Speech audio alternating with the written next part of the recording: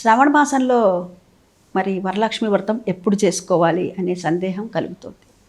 శ్రావణ మాసంలో పౌర్ణమికి ముందు వచ్చేటటువంటి శుక్రవారం నాడు వరలక్ష్మి వ్రతం చేసుకోవాలన్నారు. మన వాళ్ళు ఈ నియమం అనేటటువంటిది ఎందుకు పెట్టారు అంటే కథలో ఉంది. ఒకటి, పౌర్ణమికి ముందు వచ్చేటటువంటి శుక్రవారం నాడు చేసుకోమని అమ్మవారు చెప్పింది కదా అని చెప్పి అదొక మాట.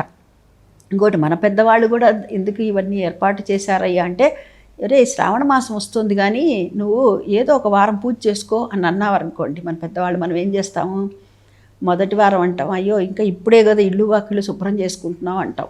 రెండో వారం వచ్చేసరికి అయ్యో ఈ పని ఉందే అంటాం. మూడో వారం వచ్చేసరికి ఇబ్బంది ఉందే అంటాం.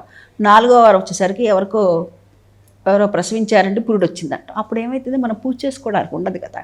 అందుకని మన పెద్దవాళ్ళు ఇవన్నీ కూడా ఏర్పాటు చేశారు. పౌర్ణమికి ముందు వచ్చేటటువంటి శుక్రవారం చేసుకోమని. అమ్మవారికి పూజ మొదలు పెట్టుకునేటప్పుడు ప్రార్థన శ్లోకం చెప్పుకుని, పద్మాసనే పద్మకరే సర్వలోకైక పూజితే నారాయణ ప్రియే దేవి సుప్రీత భవ సర్వదా అని చెప్పి ఈ విధంగా అమ్మవారికి స్తుతించుకొని మనం అమ్మవారి యొక్క పూజ అనేటటువంటిది మొదలు పెట్టుకోవాలి. అమ్మవారికి మరి వాయనం ఇస్తాం కదండి. అమ్మవారికి వాయనం ఎలా ఇవ్వాలి అని అంటే, అమ్మవారికి అక్కడ అమ్మవారిని వచ్చి కూర్చోబెట్టాం కదా, మనం కూర్చోబెట్టినప్పుడు బొట్టు, గంధము, పసుపు అన్నీ ఇచ్చి ఒక పళ్ళెల్లో చక్కగా ముందు రోజు నానబెట్టి పొద్దున్నే వడగట్టినటువంటి శనగలు ఉన్నాయి కదా, అన్ని శనగలు తీసుకొని అదేవిధంగా 3 ఆకులు, 2 ఒక్కలు, 2 బళ్ళు, ఈ తోరము అన్నీ ఒక చలివిడి అంతా పెట్టి అమ్మవారికి ఈ వాయనాన్ని అనేటటువంటిది ఇవ్వాలన్నమాట.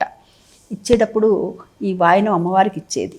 ఇక మరి బ్రాహ్మడికి కూడా ఇచ్చేటటువంటిది ఉంటుందా అంటే కొంతమంది ఇళ్లలో ఉంటుంది, మా ఇంట్లో ఉందండి. బ్రాహ్మడికి విష్ణుమూర్తి స్వరూపంగా బ్రాహ్మణ్ణి భావిస్తాము. అదేవిధంగా అమ్మవారి లక్ష్మీదేవి స్వరూపంగా ముత్తైదుకు పెట్టుకుంటాము. ఈ బ్రాహ్మడికి కూడా ఒక ఇత్తడి పళ్ళల్లో చక్కగా కాళ్ళు కడిగి తుడిచి ఆయనకి గంధము, కుంకుము అవన్నీ ఇచ్చి ఆయనకి తాంబూలం దక్షిణాదిని ఇచ్చి